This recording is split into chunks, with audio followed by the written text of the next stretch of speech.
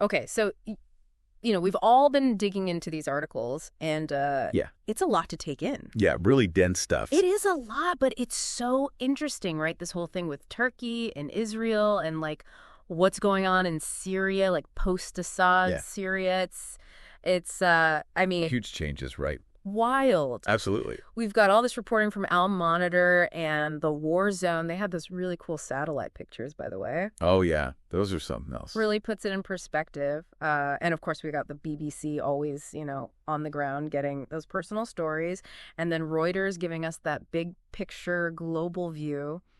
And some really in-depth analysis pieces, too, right? Trying to make sense of it all. Trying to connect the dots. Yeah, exactly. So that's what we're going to do today, too, right? Absolutely. Cut through the noise, get to the heart of what's really driving Israel and how Turkey is, pushing back, and what does it all mean for Syria and, the whole region. The implications are massive. Yeah, huge. So we're going to give you the need-to-know stuff without getting bogged down. Right, to the good stuff. Yeah, exactly. No fluff. All right, so, first things first, right? Assad is out. Out of the picture. Gone. And there's a new government in Syria led by Ahmed al-Shara. Right. And they are, seriously buddy-buddy with Turkey. Big time.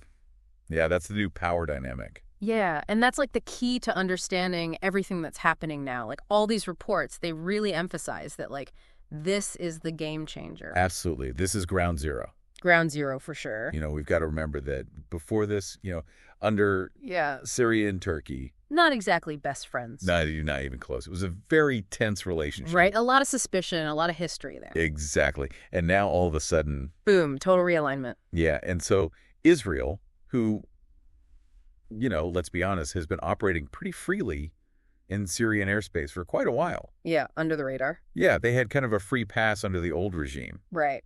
So now they're looking at this whole new situation, and they're not so comfortable. Not comfortable at all. And they've been pretty upfront about how they feel about it, haven't they, with those airstrikes? Yeah, those were pretty loud and clear, weren't they? Yeah, no kidding. Targeting those military sites like the Hama military airport and the T4 airbase near Homs. High-value targets, those. Yeah, and the timing, right, the war zone pointed out, it all kicked off right after Assad fell, and as soon as those rumors started swirling about Turkey maybe setting up shop in Syria. Yeah.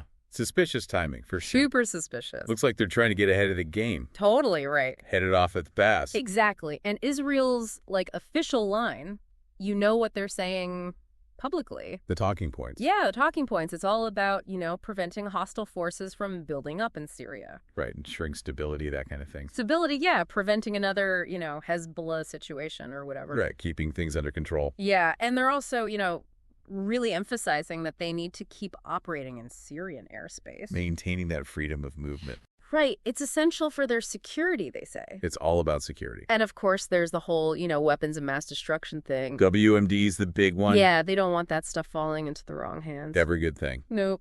And they're really worried about Turkey getting a foothold at airfields like T4. Yeah, T4, that seems to be the big one. Yeah, that one keeps popping up. And remember those reports that Turkey was maybe thinking about putting their S-400s there? Oh, yeah, the S-400s? Those are some serious anti-aircraft systems. Game changers. Totally. Yeah, they could basically shut down Israeli airspace over Syria if they wanted to. Big time. And then, those satellite photos that the war zone got. Oh, man, those were wild. You could see the craters in the runway at T4. Couldn't even land a paper airplane on that thing. No way, they totally shut it down. A pretty clear message, wouldn't you say? Yeah, no kidding. They're not messing around. Not at all. So basically, Israel is telling Turkey, straight up, stay out of Syria and stay out of our way. In so many words. Yeah, basically, right. And, it's not just about the hardware, it's about control, right? Yeah, they're worried about influence. They don't want Turkey calling the shots in Syria. Right, turning it into a puppet state. Exactly, because, al-Shara. Yeah, he's got some history with Turkey. Big time. Deep ties. So Israel's thinking oh, great, Turkey's going to be pulling the strings. And they've got reason to be worried, right? Look at Turkey's been backing the Syrian government for years. Yeah, they've been in the game a long time. They've been playing the long game. For sure. And, the whole Middle East, it's a tangled web, right? Everyone's got their enemies and their allies, and it's... Shifting alliances constantly. It's a mess. It's messy. So Israel's we got to look out for number one. Security first. Exactly. And for them, Turkey running Syria, Well, that's a big threat. Huge threat. Yeah, that throws off the whole balance of power. Right. And they're not going to just sit back and let it happen. They're going to make their presence known. Okay, so let's talk about Turkey for a minute. All right, let's switch gears. So, like, Reuters is saying Turkey is a major player in Syria. Big time player. They've been backing al-Shaara's crew all along, and now they're talking about this joint defense pact. Yeah, that's a big deal. Huge. And you know those rumors about them sending in troops in those S-400s? Oh, yeah, the S-400s again. They keep coming up.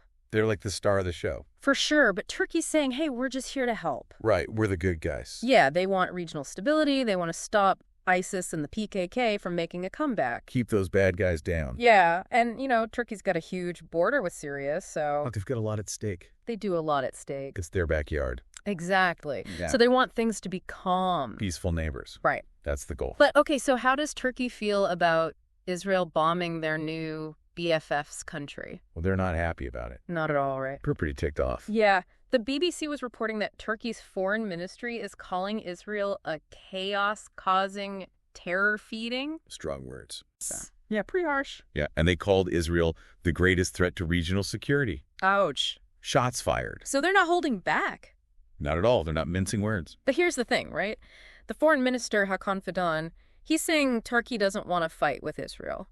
Right, they're trying to walk a fine line. Yeah, like they're condemning the strikes, but they're also saying, like, hey, we don't want a war. Oh, de-escalation. Yeah, de-escalation. But it's tricky, right? Because they're also talking about sending in those S-400s. Yeah, which, you know, could be seen as a provocation. Right, it's a mixed message. Yeah, so, like, what are they really trying to do? It's hard to say it's a delicate balancing act.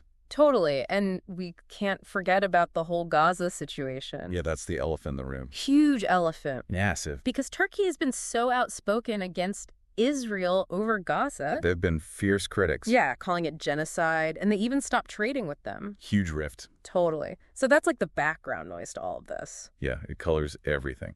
It's the lens through which they see everything Israel does. Exactly. So, like, how is all of this affecting Syria? Right. What about the Syrians themselves? Yeah, because they're the ones caught in the middle of all this. Yeah, caught in the crossfire. So Hakan Fidan is saying that Israel's actually making things worse. Yeah, undermining the new government. Yeah, he's saying these strikes are weakening al-Shaara's ability to fight ISIS.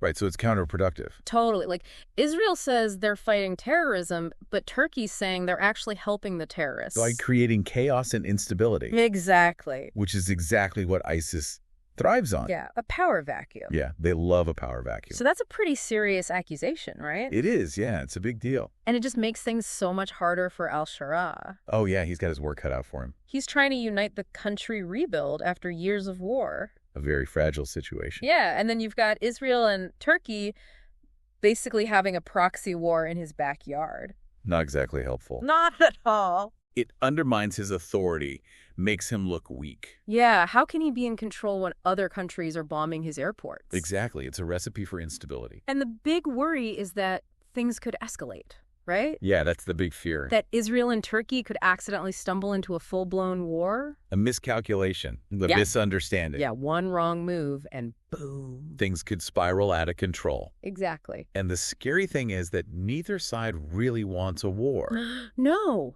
They both say they want peace and stability. Right. But their actions are speaking louder than words. And those actions are pushing them closer and closer to the edge. A very dangerous edge. And then there's the BBC report that's talking about Syria becoming a battleground for all these outside powers. Oh, yeah, another proxy war. Yeah, like the Syrian people have already suffered so much. Years of conflict. Yeah, now they're caught in the middle of this too. It's tragic. Totally. And the BBC interviewed this restaurant owner in Syria. Oh, yeah, I remember that.